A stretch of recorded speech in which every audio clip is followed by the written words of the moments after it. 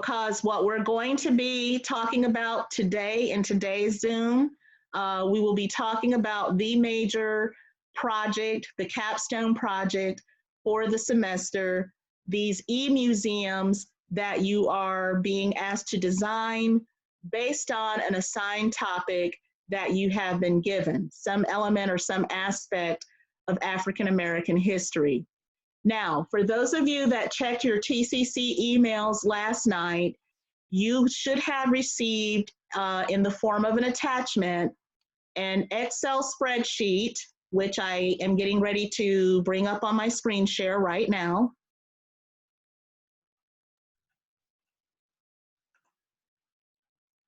That has a list of everyone enrolled in this class alongside a list of topics that you have been given. So find your name. This was again included in an attachment that went out with an email that I sent out on last night. Find your name and then match your name with the topic assignment that you've been given. What you're going to do is you're going to take these assigned topics and you're going to create a digital museum based on that topic. So at this time, I'm going to shift gears and I'm going to kind of go through the major elements and the major high points of this so-called e-museum project, a project that is due Monday, June 15th. Okay, so what exactly does this e-museum project entail? You're creating a digital museum dedicated to an assigned aspect of African American history. Your assignment may be the creation of a museum that is dedicated to either a person, an event, or a movement. Each of you will have different topics, and so there will be different museums. You will be allowed to use any software program you want and can have any design elements that you want. You will be graded on 3 areas. Those 3 areas are listed here. Evidence of research. You have to have factual content in your museum. The depth of your collection, the number of artifacts or pictures of artifacts included in your museum is going to be a part of your grade. There should be a minimum of 10 images or 10 artifacts. I've not set a cap on the number of artifacts that you can have, but be reasonable. I probably wouldn't expect you to have more than 30 or 40, but certainly you have to have a minimum of 10. And another part of what you will be getting graded for is creative design.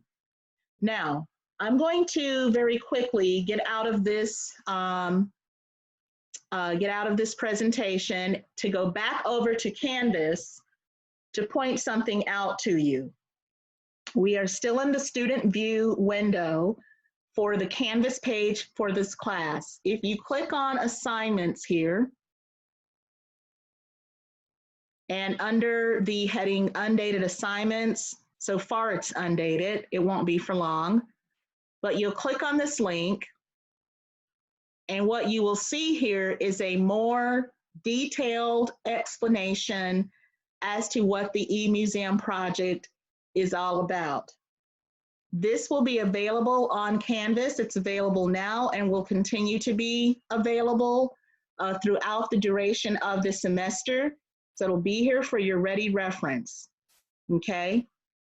The Zoom meeting of Thursday, May 14th, which is today, is going to be devoted to explaining this assignment in depth, and we'll be showing you a variety of free options you can use for this assignment, okay?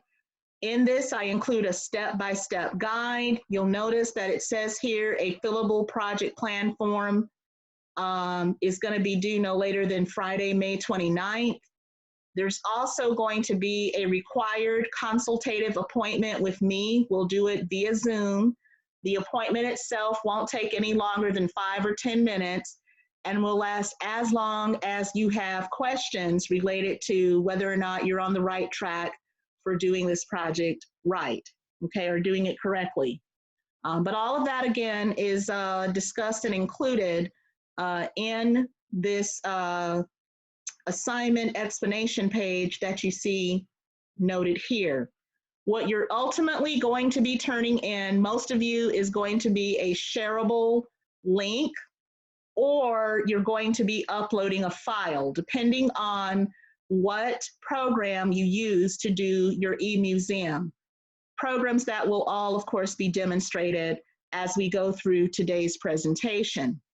The other thing that I want you to note is the fact that I do include a web link that's embedded here, that if we click on it, will take us to an example of what a digital museum might look like. This is the digital presence for the Library of Congress, which is located in Washington, D.C. What they have called this link is a resource guide for the study of Black history and culture. This may also be somewhere that you may want to go to do some research on your various topics that you're going to be designing your museums around. But if you click on the link here that says exhibitions,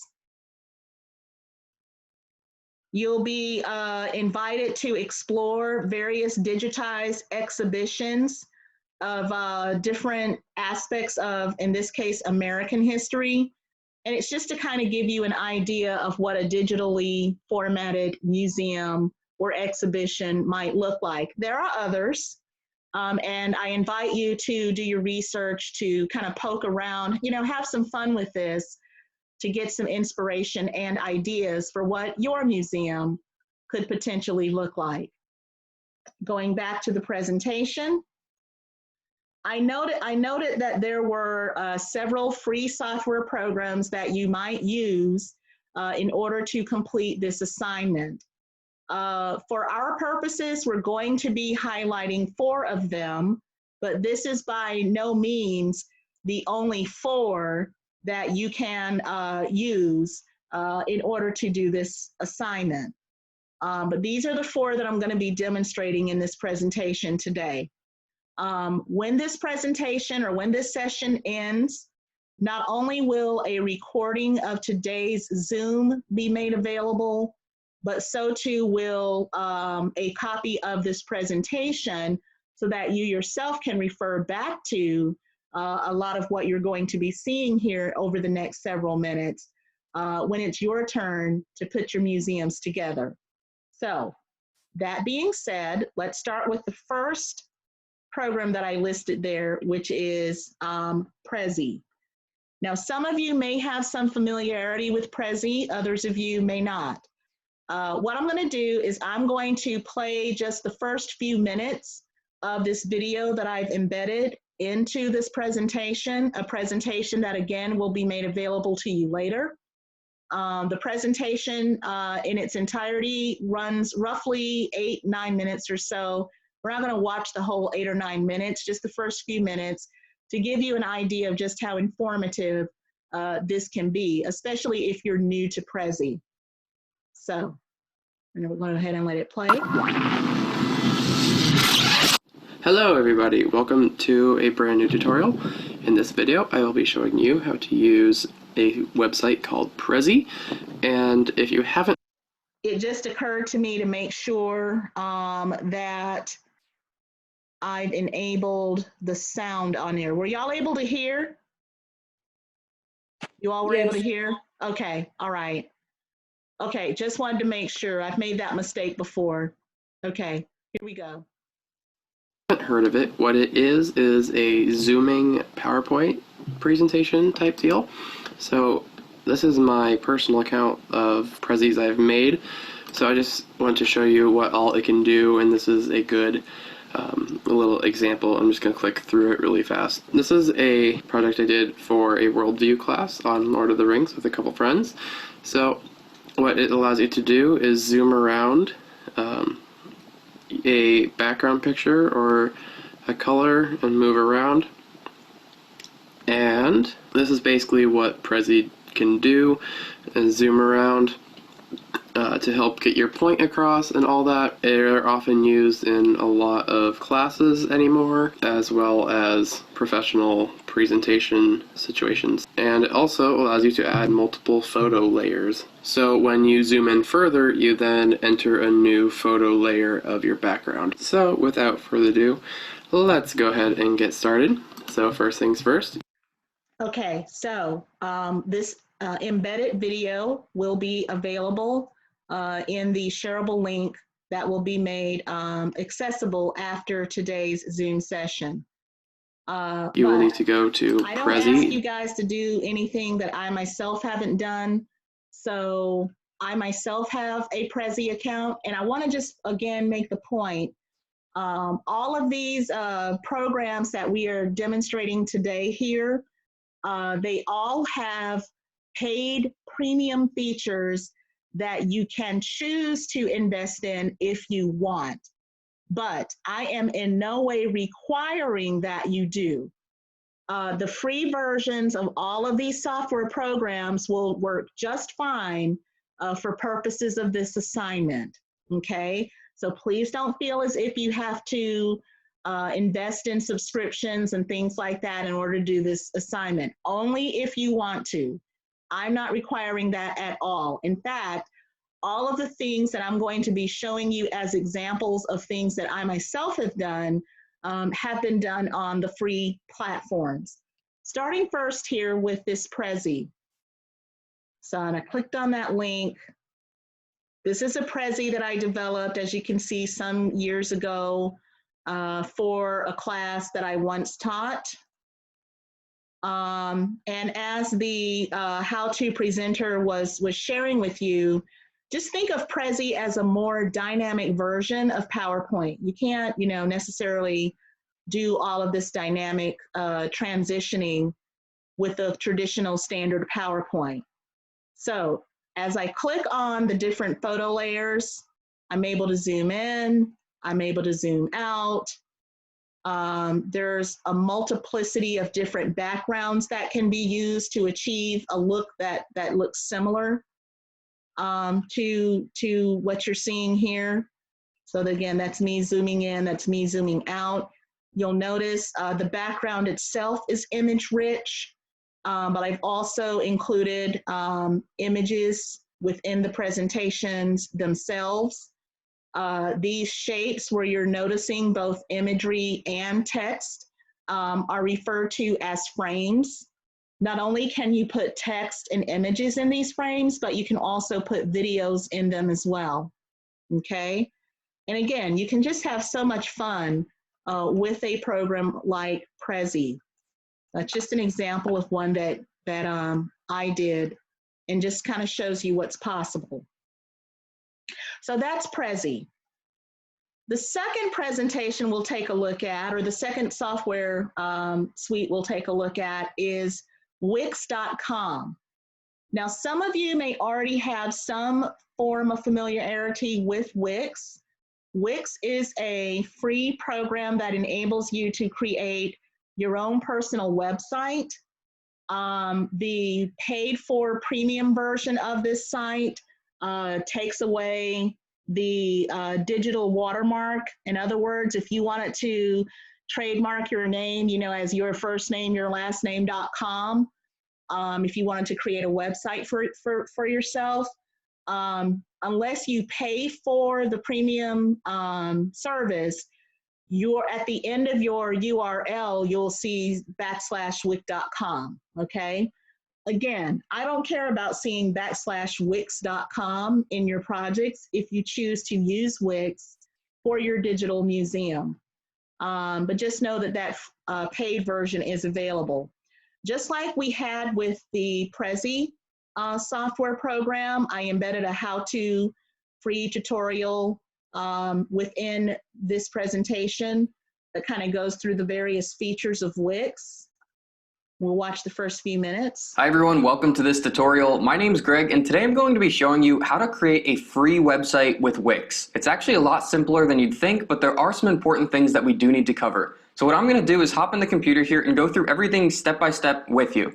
Alright, so now that we're in the computer, all we have to do is head over to Wix.com, or you can use the link that's right down in the description. That's actually my Wix referral link. It doesn't cost you anything, but it gives me credit down the road. That's what helps support this channel and helps me to make more of these tutorial videos going forward. So if you use that link, thank you in advance. This is it here. So you can either click it in the description or just type it in up top. But once you put that in, it's going to take you to just this landing page. The buttons do the same thing as if you were to go to the home page. So you can hit any of these here, just get started, or you can hit start now. And then it'll just ask you to log into your Wix account or sign up to create a new one. It's just email address and password, very simple. I'll just log in here.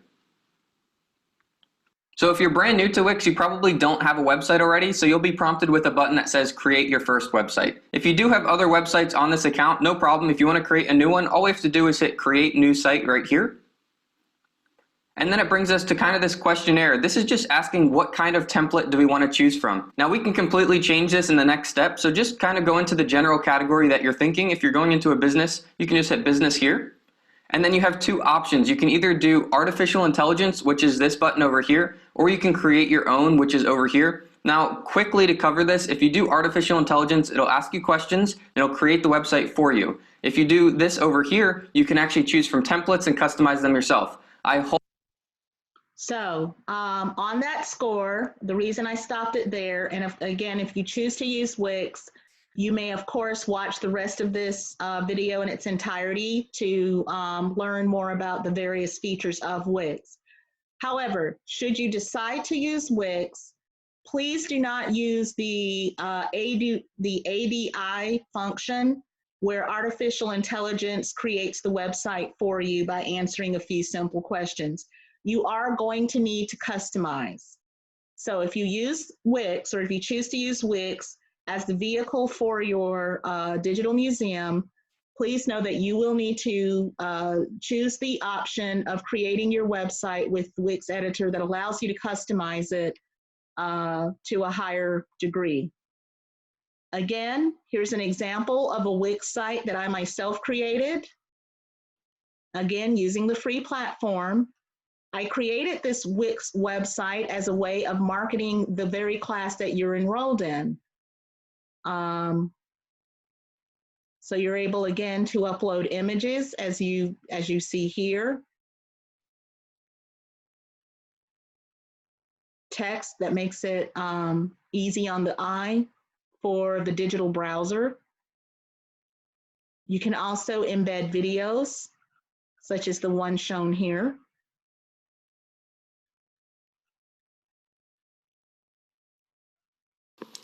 This lesson is about African Americans during the Revolutionary Era from the years 1740 to 1783. So, lots of cool different features and functions that you can use with Wix. So, something to keep in mind as you make your decision as to which one of these software programs you might want to use for your museum. Moving on. Another software program you may want to consider is Adobe Spark. Adobe Spark is brought to you by the same people that create PDFs. This is the logo of how it looks. And again, just as was the case with the other software programs we've so far reviewed, this has both a premium function and a free site. For purposes of this assignment, you can most certainly use the free version. There's a brief This time we're looking at how you can create an amazing looking one-pager website, all within Adobe Spark. This is another flipped classroom tutorial. Now, if this is your first time here, don't forget to subscribe, hit that bell notification, and let's just get into it. Last time I talked about Adobe Spark Posts and how you can use it to create amazing looking social media images or posters to print and hang in your classroom. Well, Adobe Spark has two other offerings. There is also Adobe Spark Page and Adobe Spark Video. Now, where do I find Adobe Spark? Well, simply go to spark.adobe.com. Now you can find all the links mentioned today in the description below. Simply click on the link and open up an account that is completely free. Now there are some premium offerings, but today we are looking at everything available free of charge on this website. So click on Create New, and we're going to select page. Now, if you would like to see what a Adobe Spark post looks like, have a look at the link in the top right corner and you will be taken to the other video. Now, you can see Spark page. This is now my one-pager website. Now, as you can see, it's very similar and very different at the same time when compared to Google Sites. So again, if you are interested in learning more about Spark, you can watch more of that video in the shareable presentation that will be made available after today's Zoom session. But here's what's possible. Here's an example of a Adobe Spark presentation that I created. This is just something that I did. I work alongside my husband in our church's Sunday school department. He's the director of Christian education, and so I assist him with that. I'm the K-12 Sunday school teacher. I guess you can say I'm something of a principal. But, you know, like most faith communities, we've had to make that transition to the virtual space. And so we did that for our Sunday school department. And so this is just a brief video I put together for the parents and grandparents of our congregation using Adobe Spark. You can do this, something like this for your museums.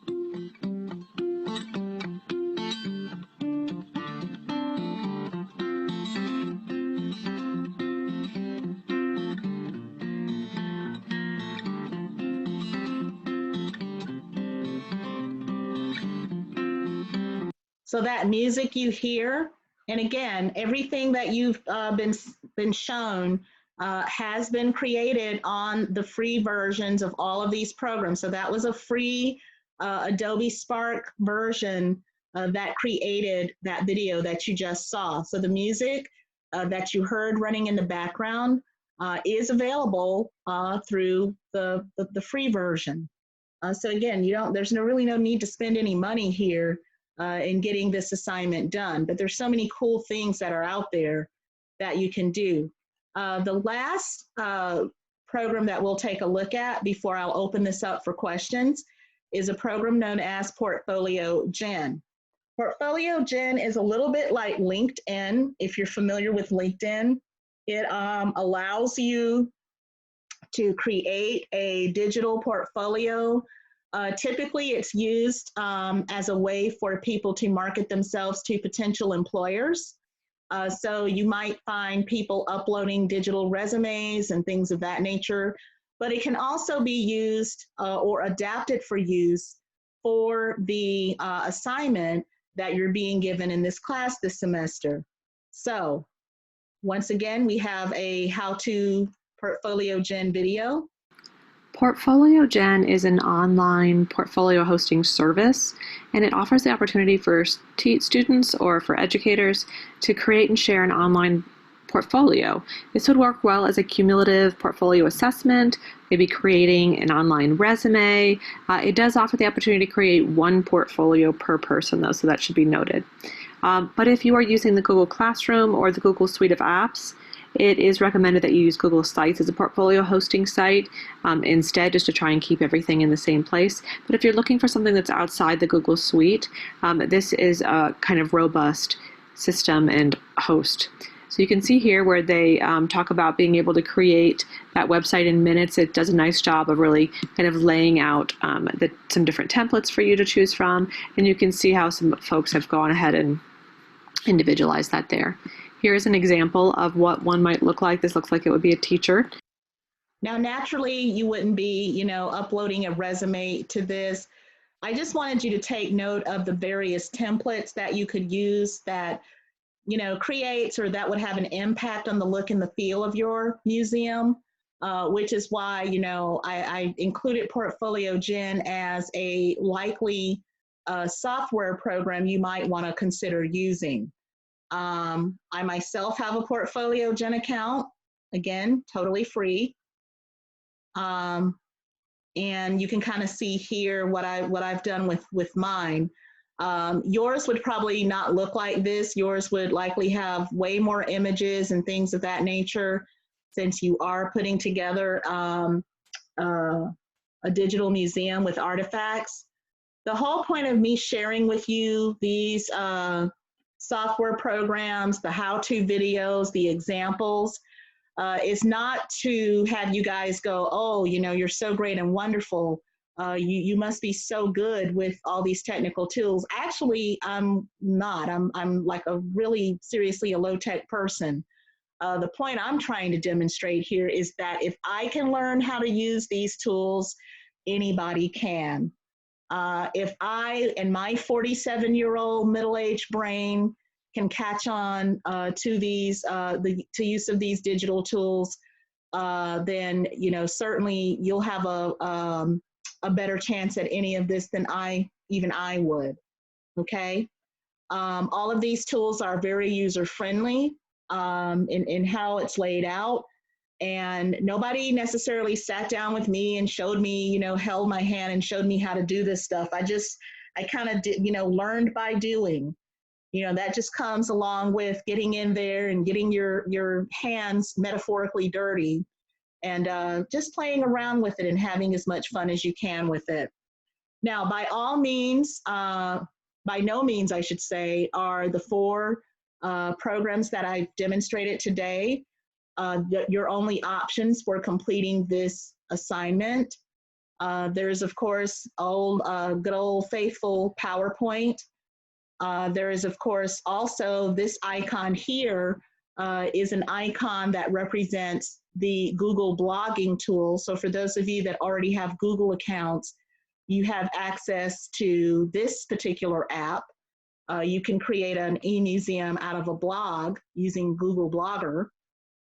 This is the icon for Google Slides. Again, if you have a Google account already, and even for those of you who don't, establishing a Google account is free and easy. And once you establish that account, you will have access to all of these various apps that I'm sharing with you, including Google Slides, which is incidentally what this presentation has used, and also Google Blogger. This logo is the logo for a software known as Vimeo, V-I-M-E-O, Vimeo. And it is a free website builder, which enables the use of video, embedded videos, probably a lot more capably than, say, Wix would do. But like Wix, it too offers a free and a premium version. For purposes of this assignment, the free version would work just fine. So at this point, I'd like for you to take out your second devices. If that happens to be your phone, great. Those of you that were a part of our Zoom call on Monday, you kind of already know the drill here. If you're new with us to Zoom, you can just go to slido.com. And when prompted, enter the code that you see there on the screen, capital G 474. That's capital G 474. Once you've put that code in, go ahead and input what you're feeling right now about which one of these programs you're leaning towards using. There's no right or wrong answer. I'm just trying to get a sense for what you guys are thinking.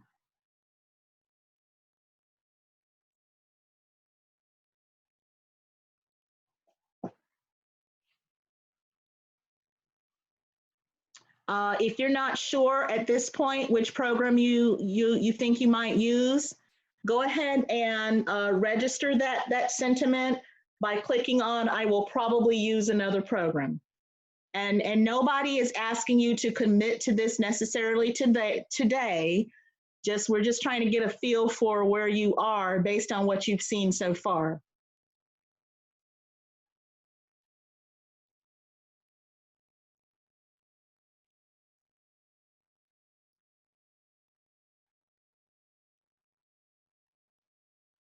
No right or wrong answer, does not matter to me so long as the basic elements are included. You're aware of what it is you're going to be getting graded on. Okay, awesome sauce. I'm going to start sharing and I will open this up for any questions you may have. Please make sure you're in a quiet, hang on. Please make sure you're in a quiet environment before I unmute. So if you got to turn the TV down, if you've got to, hush Fido up, if Fido is in the room with you, or Millicent, that's, your kitty cat, whatever you got going on in your background. All right, getting ready to unmute. Questions? I'm dashing her. To put our resources like at the end of the slide, like where we got our resources from and our information.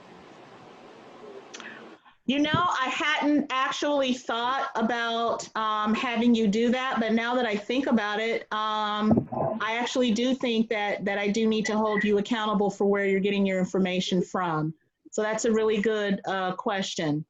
The question for those of you that may not have heard is, do you need to include or give credit to where you got your resources from to complete your museum, or maybe where you even got some of your images from? My answer to that is going to be yes. And what I'll do is I will amend the instructions to reflect my desire to have you do that, because surely if this were a paper, you would be asked to provide a works cited page. So in that regard, this wouldn't be really any different. But I do need to make sure that I'm clear about that. I don't know why I didn't think to include that before, but I thank you for asking that question, Danielle. That's a really good question. We do want to make sure we're giving others credit for the inspiration of the ideas that we use. And for this assignment, that'll be no different. So yes. So on the topic of that, would you, since you're gonna be amending it, would you like for us to use like a resource out of the database, the library database? Yes, so certainly the quality of the information that you consult in order to put your digital museum together is something that I'm certainly going to be looking at and considering. You can't go wrong by using resources that come from the TCC database, okay? The only reason I'm not mandating that you all do that is because some of you have some very locally specific topics that you were given or that you were assigned, and you may not be able to find credible information on our databases. However, you do want to avoid the Google/Wikipedia trap of just, oh, I'm just going to Google my topic and just see what comes up. Excuse me for just a minute, please. I had to clear my throat. So you do want to be very careful and very cognitive of what sources you are using that you're consulting for your research. That's part of what we would cover in the private consultation that we would have as noted in the instructions. And if we use Prezi, will you tell us what's the requirement for how many slides you want to meet the requirements? Yes, so I was explicit about the number of images, but not necessarily the number of slides.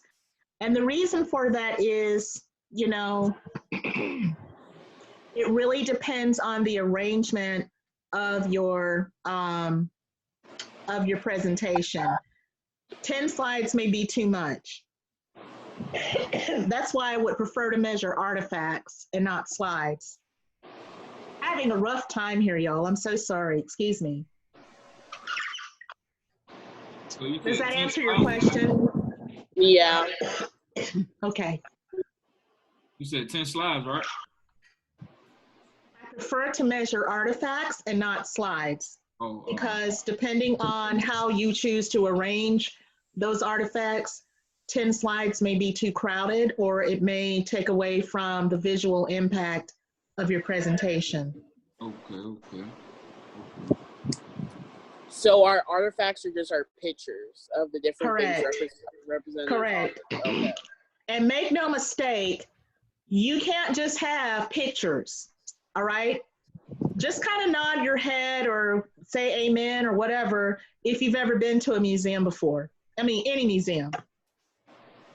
So you know that when you as a visitor, you're not only looking at exhibits, but you also are reading the context and the background information that that museum provides for those exhibits that you're viewing. So that's what you also have to do. So it's not just a matter of pictures. You have to also provide some contextual language about the artifacts that you're hosting in your museums. Does that make sense?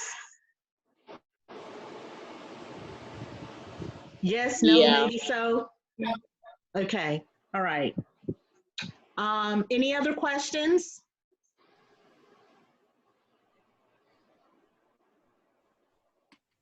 All right, so here's the deal.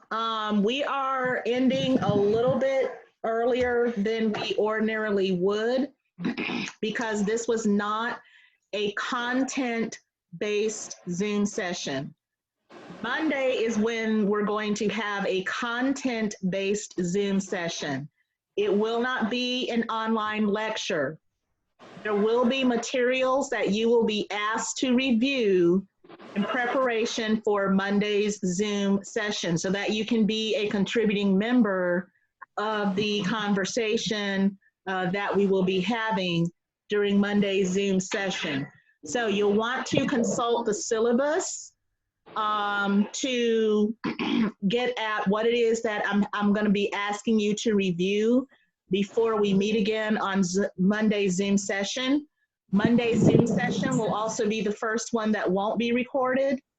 So please make every effort to, be a part of that, as it will not be recorded the way that the last two have been. Please allow a couple of hours before the link is available for today's Zoom recording. Again, I'm recording it so that you can have ready reference to the things that we covered in this Zoom session. Future Zoom sessions won't necessarily be recorded, okay? If anybody wants to have specific questions or they have specific issues regarding any aspect of their participation in this class, like for example, maybe you just added it or it was added to your schedule since Monday, I'll ask that you kind of hang out with us on the line here for just a bit. If you have questions that need clarifying, you too can kind of hang out on the Zoom link.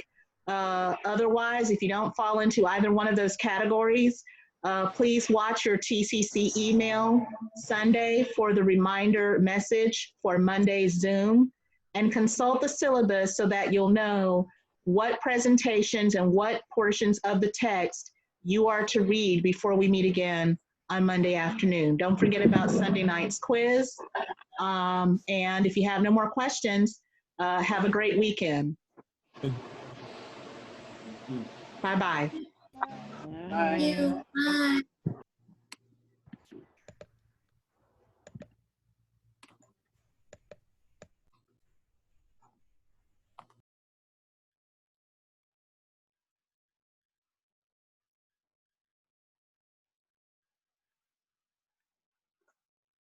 Okay, those of you who are left, you had questions? Yeah, I don't see the email that you sent that has all of our names with the subject that we were given for the project. Okay, Email on okay. Canvas. Yes, I'll send it to you. Matter of fact, I'm doing that right now. I can't see That's that. Olivia Jacob. Yes. Who else did not get the email? Rodney Scott. Okay.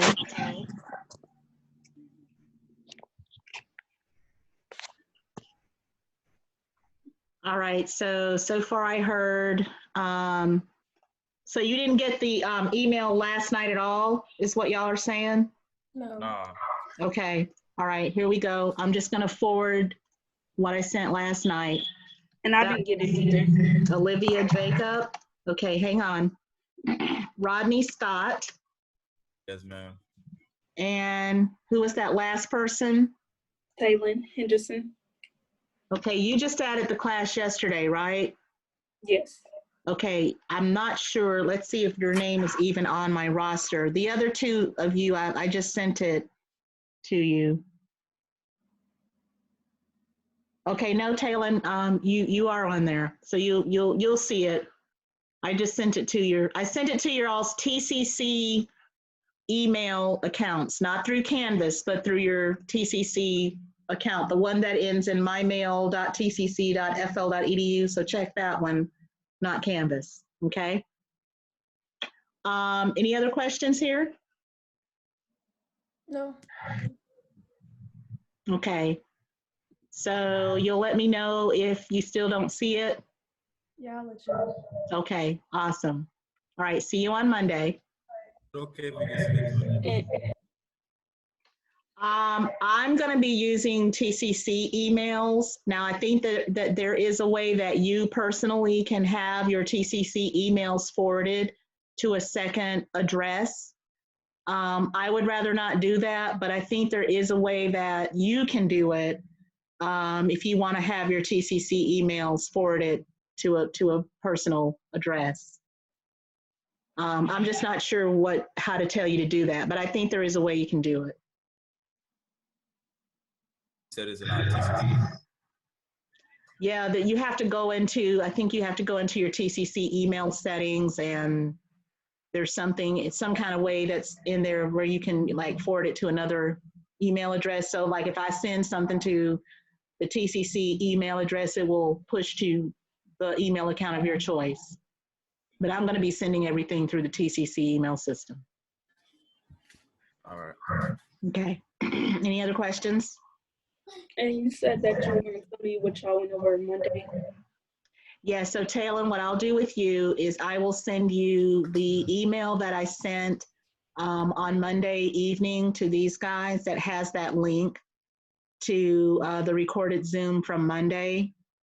And you'll see the orientation that I did with them, the syllabus orientation, the Canvas orientation, pretty much everything you need to know about how to negotiate the class and the important information you need to know about it. Okay. Okay. Any other questions?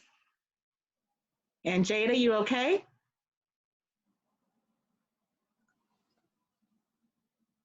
Ms. Williams? Yes, I'm okay. Okay, did you have a question? No, ma'am. Okay, well, I'll see you on Monday, okay? Okay, bye. Okay, bye-bye.